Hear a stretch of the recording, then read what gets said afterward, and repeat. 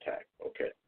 It runs about 7 minutes. What I do, I cut off each mic because when the mics are on, your feedback occurs just like in your, you know how you're in the studio. You do the same thing on the internet. If the mics are not off, feedback's going to occur. Okay. I'll cut our mics off, and we'll be back on the other side of this 7 minutes and 21 second take is in regards to Stacey Abrams, a young lady running for governor in a southern state on the Democratic ticket side.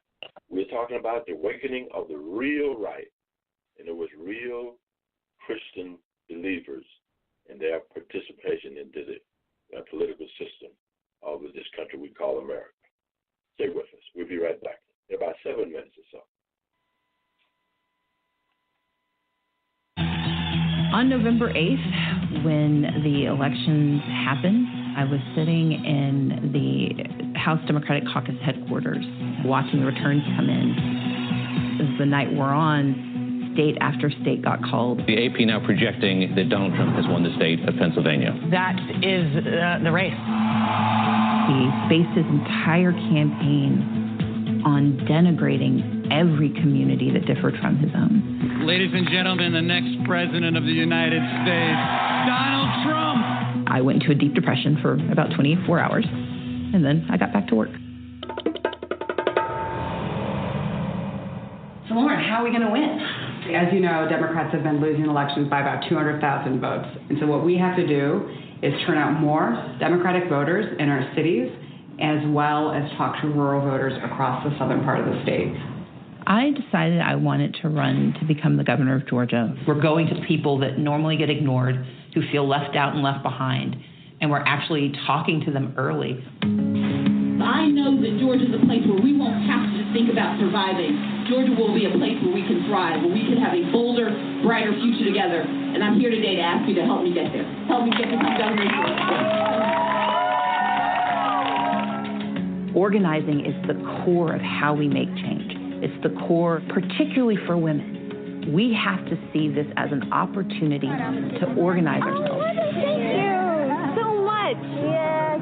Stacey Abrams, she'll be a rock star, mark my words, in 2 or 4 years.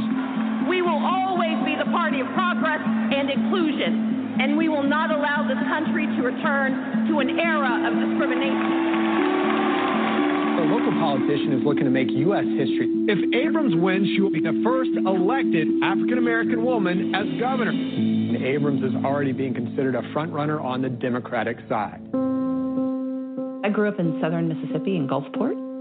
I'm the daughter of a college librarian and a shipyard worker. They had 6 kids, and we struggled. My mom didn't like the term working poor. She wanted us to believe our minds and our futures were much bigger than that. So she used to call us the genteel poor. We had no money, but we watched PBS, we read books, and that made us genteel. I did a master's degree in public policy. I went to law school at Yale and focused on tax policy, but I also got tired of politicians not doing what I thought they should do. And so I figured I'm good at politics, I'm good at policy, and so I ran for office. I ran for office in 2006, served for 4 years as a state legislator, and became minority leader in 2010, and served in that role until I resigned to run for governor. People are often surprised to know that I'm a romance novelist. I have a pseudonym, Selena Montgomery, because the same year I published my first romance novel, I also published a work on the operational dissonance of the unrelated business income tax exemption. And so it was just easier to keep the identity separate. I'm a lawyer, politician, tax attorney, romance novelist. People ask if I'm ashamed of it. I'm like, no, I'm perfectly comfortable talking about business income tax exemption and the really sexy guy that I wrote into a book.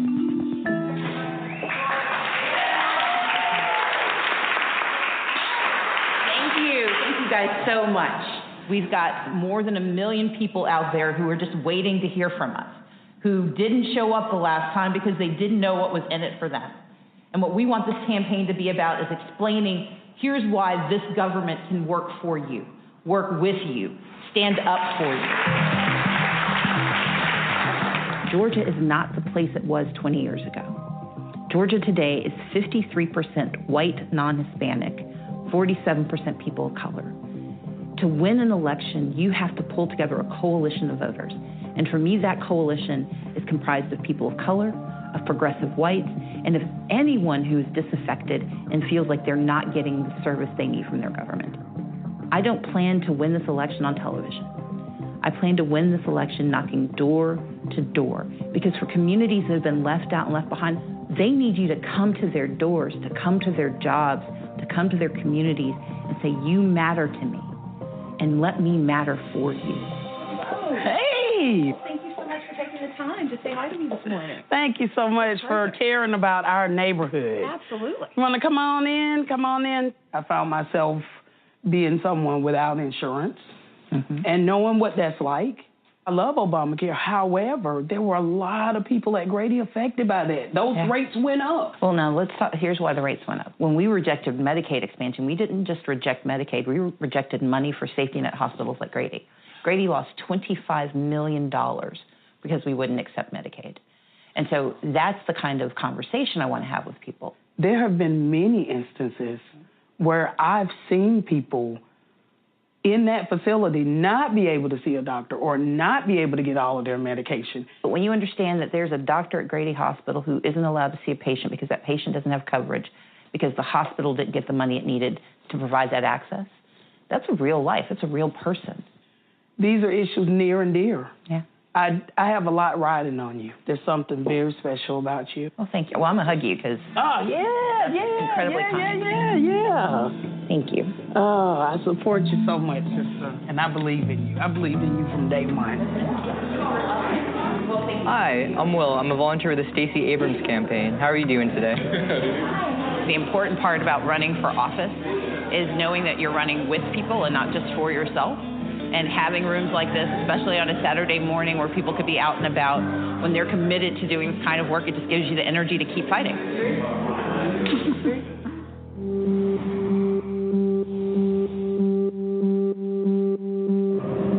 There are 4 declared Republicans already, Secretary of State, Lieutenant Governor, a couple of state senators. One of the experiences I'm having in this campaign, I'm calling friends, people I've known for years, who are incredibly complimentary of me, but then whisper to me like they're revealing a secret, but you're a black woman. And it's as though they're warning me that it's not possible. We have to enlarge our idea of what possible looks like. If you're a woman, if you are a person of color, if you're a person from a poor community, we're taught that these ambitions are not for us. Of course they are. This is our country. These are our lives. And I want everyone to hear me when I say that it is your right to run. I don't see this as a long shot. I see this as very doable.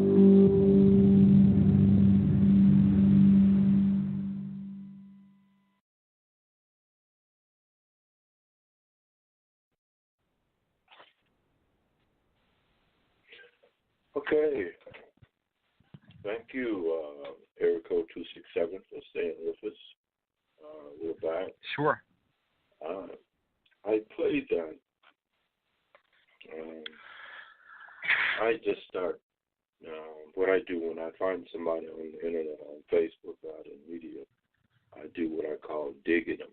You know, I Google that name, I try to find out everything possible that is publicly out there and on them in regards to who they are. And I raised her up from my perspective of looking and digging her to see how long the attack's going to start. You know what I'm saying? From your conversation, from your hearing her conversation, what do you hear? What do you hear? Well, charming, articulate, quite willing to play the identity politic card. I mean, she pointed out that Trump offended everybody when he ran for election, but Hillary Clinton called Trump voters deplorables. And this whole idea that acting as if, like the United States were still back in like the 1930s. I didn't hear anything about where specifically she stands on policy issues. For example, a lot of Democrats are coming out now saying they want to abolish ICE. Is that something she believes in? Because if you're saying that you don't believe we should have an immigration and customs enforcement division. And basically what you're saying is we don't have a right to enforce our immigration laws. Does she believe in, having to show some kind of identification to be able to vote in an election?